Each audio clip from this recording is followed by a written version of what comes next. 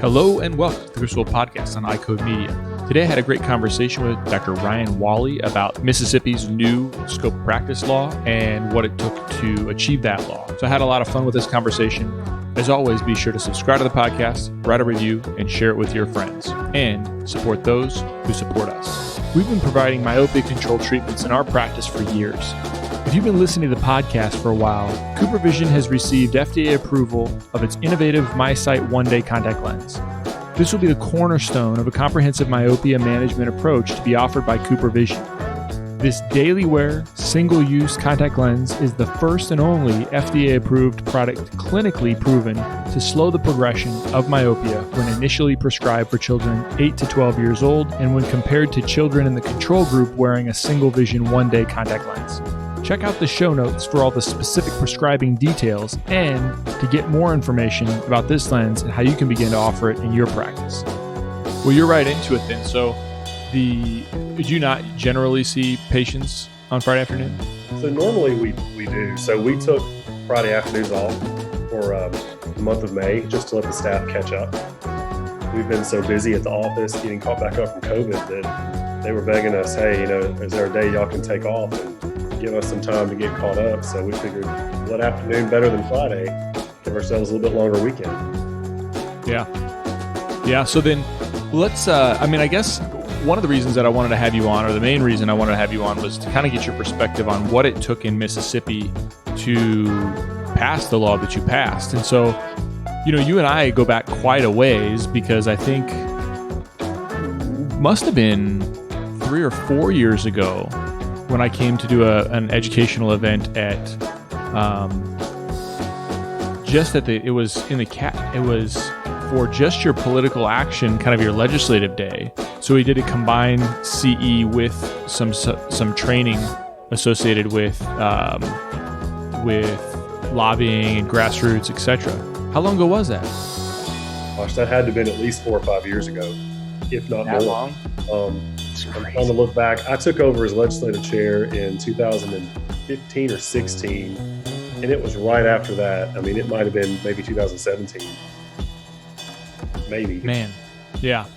Well, anyway, so I what I think is important, kind of the message that's important is that, a lot of times we think that we're going to be able to kind of launch a scope of practice bill and pass it the exact same year. And yeah. So what were your thoughts about that initially? And then what was the reality? So, in a perfect world, what you would do is you'd wake up, you'd say, I want to pass the scope law, and 6 months to a year later, there you are. But the reality of it is it's, as we said many times going through the process, it's a marathon. It's not a sprint. And so you've got to play the long game. We started. Did you believe that? Did you believe that when you guys started, or did you just sort of go along because that's what the State Government Relations Committee told you? I personally believed it because that's. What do you think did your members believe it?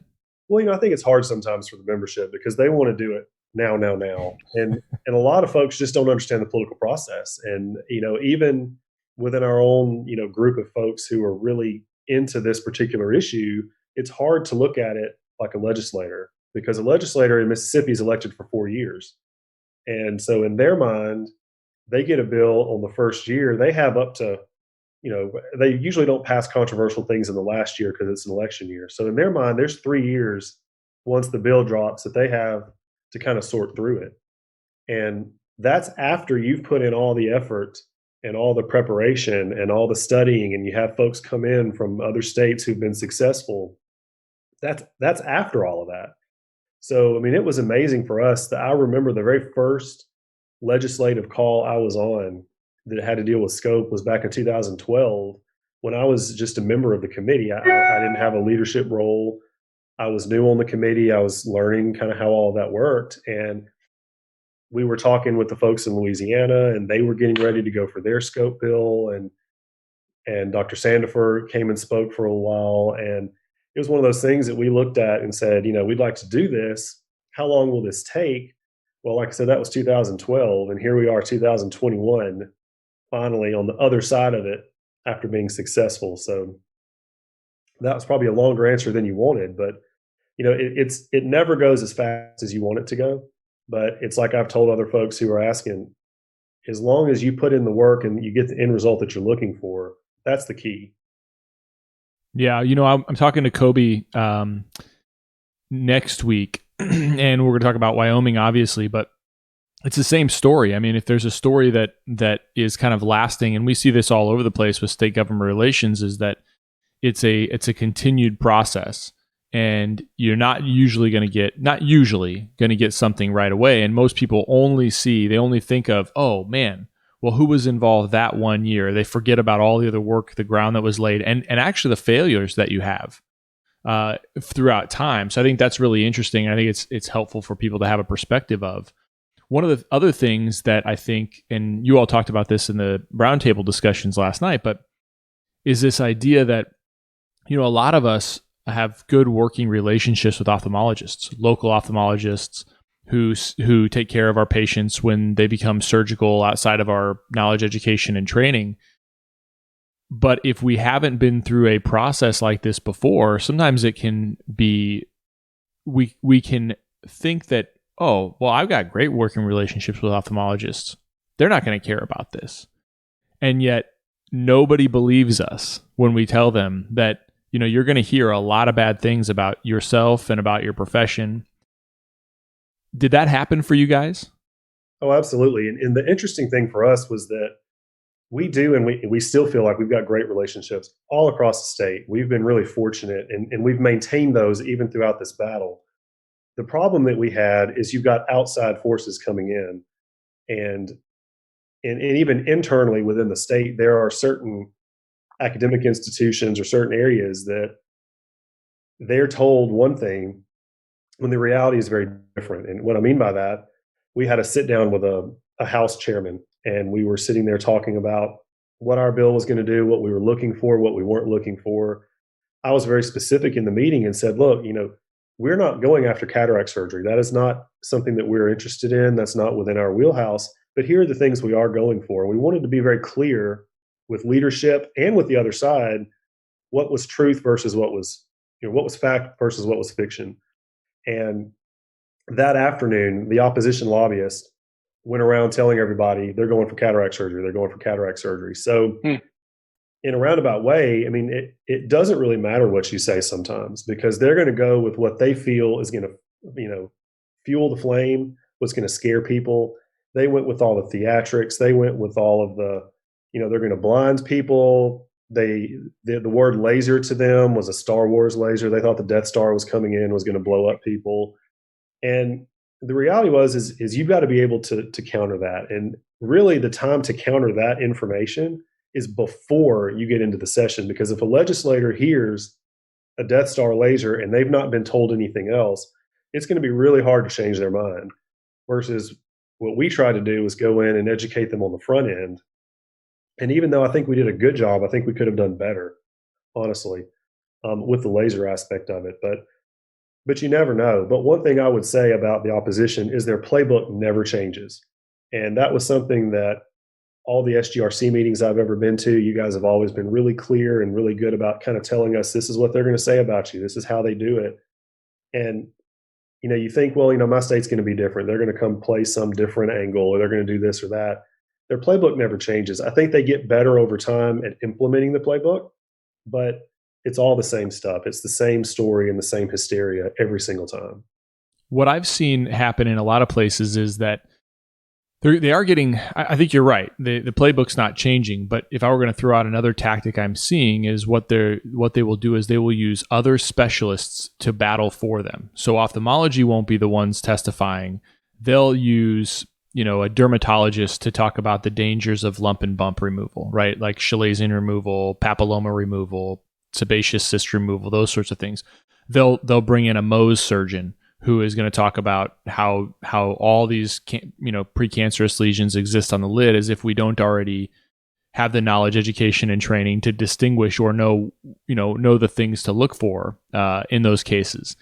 And then they'll bring in, when it relates to medications, they'll bring in internal medicine physicians to talk about how dangerous steroids are, for example, or they'll go to the really far end of, we saw this in Nebraska when we had our last scope bill in 2014 that we wound up passing, but they tried to use all these like well, they're going to be prescribing methotrexate and all these medications with black box warnings, and this is why we need to have a formulary. And so they're having, or if they need an ophthalmologist to come in, what they're doing is they'll bring in somebody from a teaching institution who has no need for relationships with optometry, because most of the time patients, by the time they get to them, they're ultra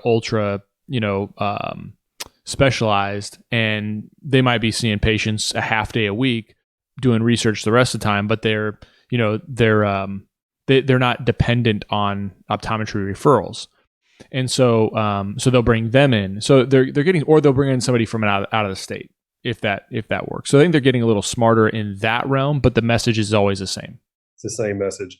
They did that with us. I mean, we had the opposition we had that came and testified was from one of the academic teaching institutions in the state. And so she came up, and it's like you said, there's no real draw there in terms of making optometry mad, because they're a subspecialty. And so she came in with the same message. We had a representative from the medical association came in with the exact same message.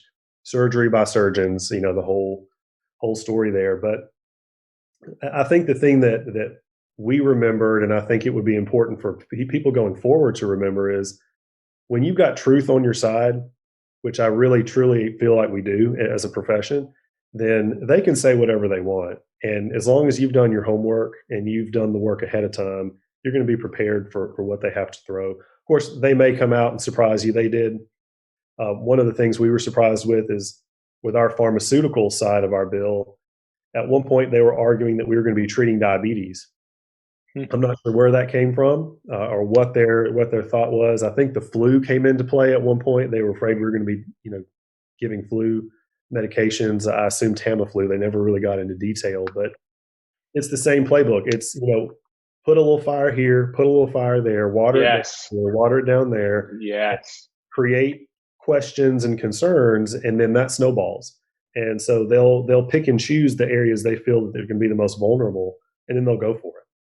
Yeah. Or if something, I've seen this too, or if something gets, you get some steam going one way, and you can feel that, oh yeah, this is where we're going. It sort of steamrolls. Then they just try to drop a bomb that's completely unrelated or completely out of left field, which is not practical in any circumstance. It completely ignores the fact that we have ethics, we have, oaths that we take, we are placing patients first and foremost in any of these. They'll just drop a bomb over here, like you said. Well, they're going to treat diabetes. Like, come on. I mean, it's just they do that kind of stuff because it slows down what they're trying, what the real content of and the real messaging and the reality of what you're doing actually is. Absolutely.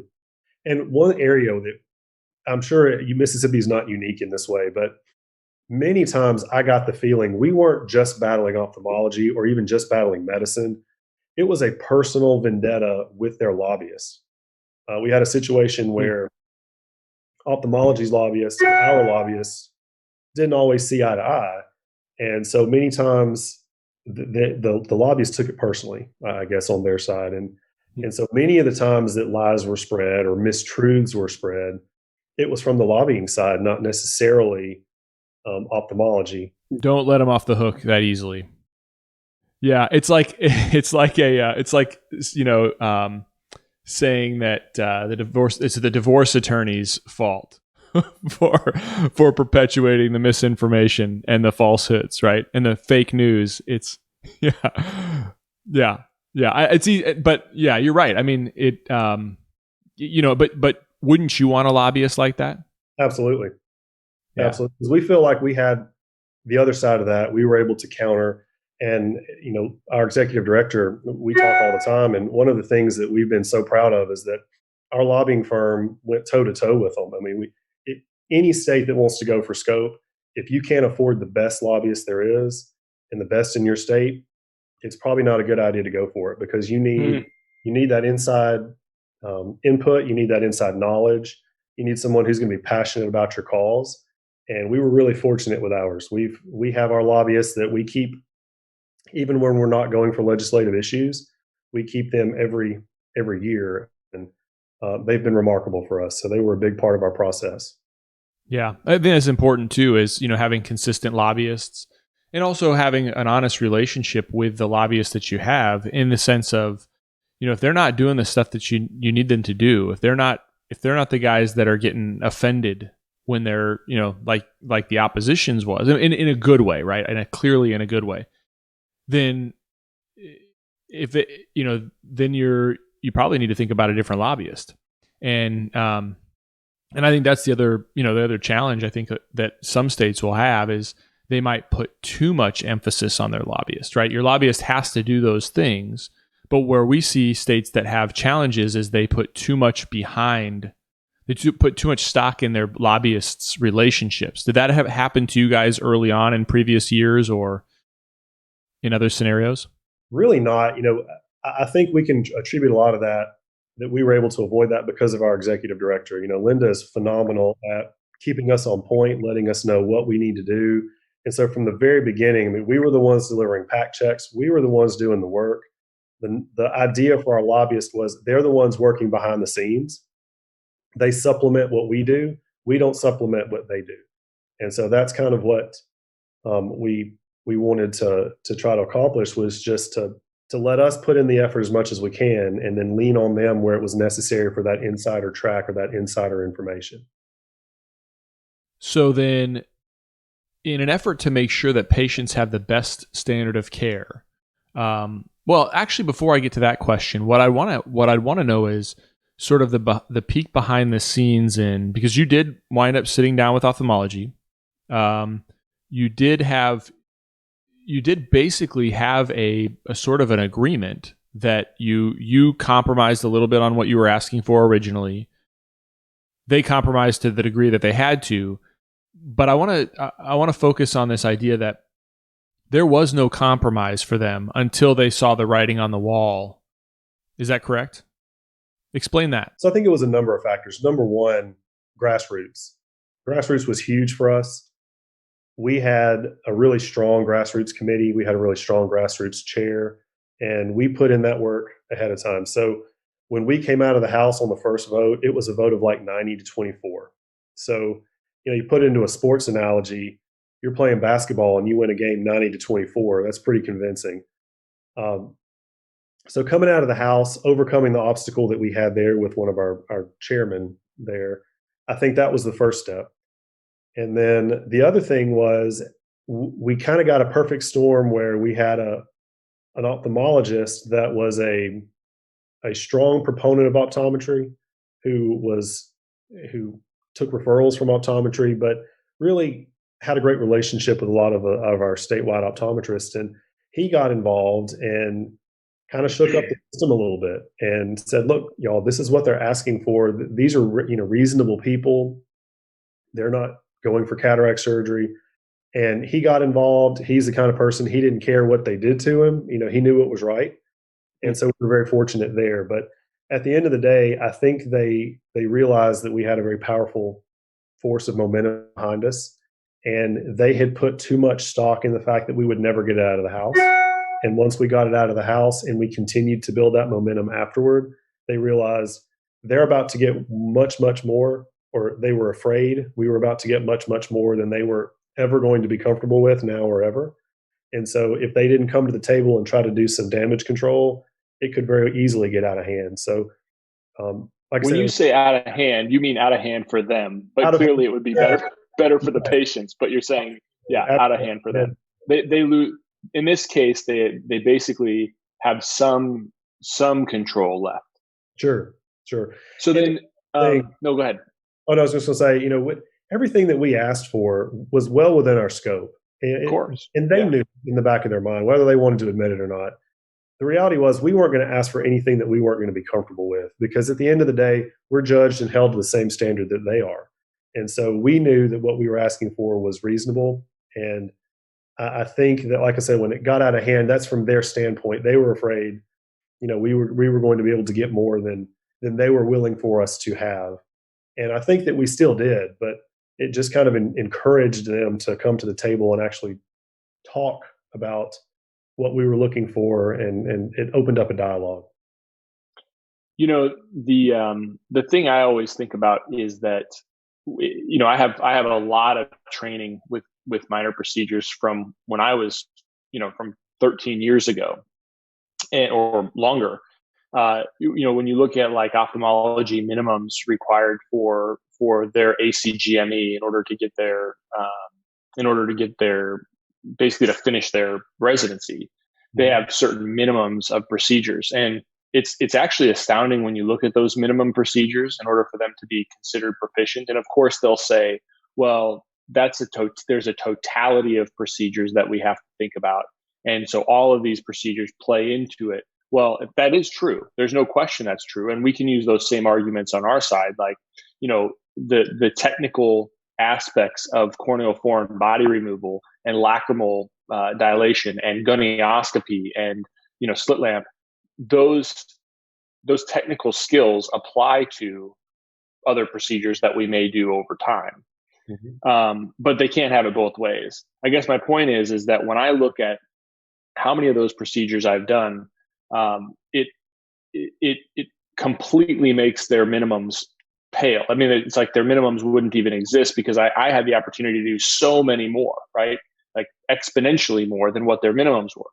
I make that point to say that even now, if in Nebraska, if we were to expand our scope of practice, I would go back and I would do so many things to make sure that I'm not even just proficient, but I'm the best clinician that those patients can have.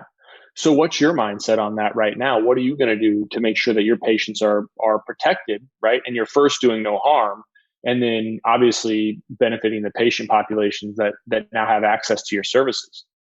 Sure. So, we touched on that a little bit earlier. We're going to start our certification course tomorrow.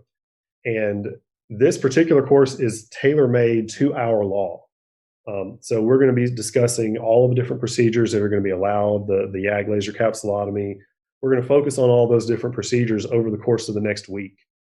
And our state board in the law is challenged with certifying optometrists to perform these procedures. And one of the things we have to do once we finish this course, then we go to the state board, we take a written exam administered by the board. Then we will have a clinical skills assessment that's going to be administered by the board. You've got to pass both of those. And then we even took it a step further. Every optometrist that's going to be certified in these procedures has to have an 8-hour preceptorship that's either going to be with a ophthalmologist or a licensed optometrist credentialed to perform these procedures. So we have to go through all of that before we can even take advantage of any of the items in this law. And we're real proud of that. I worked really closely with our state board president, and he's told me many times, he said he really feels that with the way this process, once it works itself out, we'll have one of the most stringent credentialing processes to get this done for an optometrist. Because at the end of the day, it's all about protecting the patient, making sure what's best for the patient. It's not about optometry. It's not about me or our association. It's about doing what's best for Mississippians. And so we wanted to make sure we did everything we could to make sure they were protected. And I think we've done a great job with that. Yeah, I would say that, the first thing is that's way above and beyond what I think the historical data on what is necessary for safe procedures for optometrists are. But I think that's good, right? Like I look at it and I'd say, even if I was done, like, let's say, this is, I think, the attitude that most optometrists have. They're not cavalier, right? I think that's the first thing is we're not cavalier. There's multiple reasons. We're not trained that way. We're not trained to be, cowboys. And of course there are probably in any profession, there are cowboys, right? But like, we're not trained that way. So by and large, optometrists they're going to err on the side of safety and caution.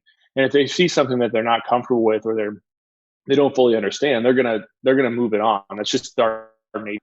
But the other thing is that, like, there's nothing that precludes you from wanting more training than that, right? You might go through that process and you might say, "Gosh, for me, I want to know more, or I want to do more of these under a preceptorship." And so it'd just be interesting to I don't think you'll feel that way, but I get the sense of like, some of us are pretty conservative in those areas. We might want more, right? And there's nothing that says you can't do more, I guess is the point.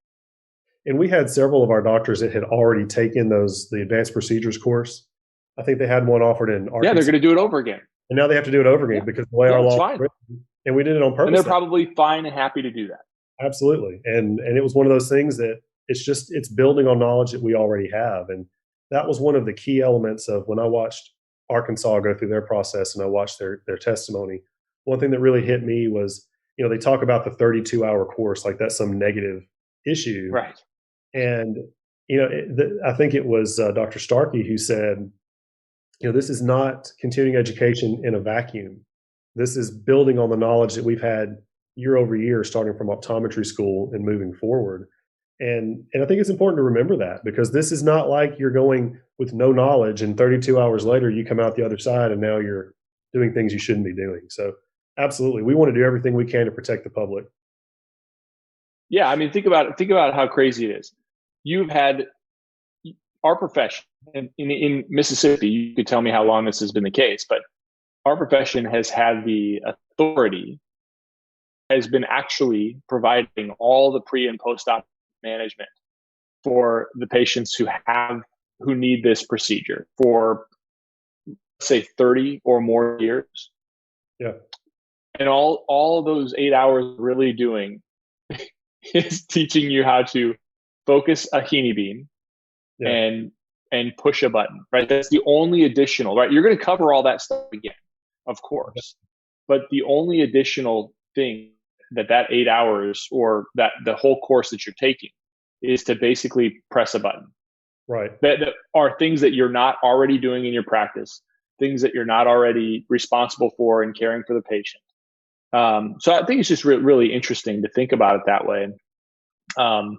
And of course, legislators have no idea that that's the case, right? In their mind, this is completely new territory, preoperative, postoperative. How do you decide that this is the right thing for the patient? We do all that. Mm-hmm. Yeah, and it was hard sometimes to really get the legislator to understand that look, we're already doing 85% of this anyway. All we're asking you to let us do is the 15% that our law doesn't allow us to do. And again, that all goes back to grassroots. It all goes back to the education before the bill is even dropped. Because really, at the end of the day, if we're having to make those arguments during the session or make those arguments on a repeated basis, of course, you're going to have legislators here and there who haven't been keeping up or who don't care, or maybe they do care, but they've been preoccupied with other things. So it all goes back to that, just hammering that education. This is what we do. We're already doing this much of it. Now we just want to do the rest of it that we're trained to do. Ryan, it's been a great conversation. I really appreciate your time today. I do want to be respectful of your time. I think before you say anything else, I think for the listeners here, Ryan's an up-and-comer in our profession. He's done already some pretty awesome things in his state of Mississippi, but you'll probably hear his name multiple times. So Ryan, thanks for coming on. Really appreciate it. Look forward to catching up with you in person. Absolutely. Looking forward to it. Thanks again for having me on.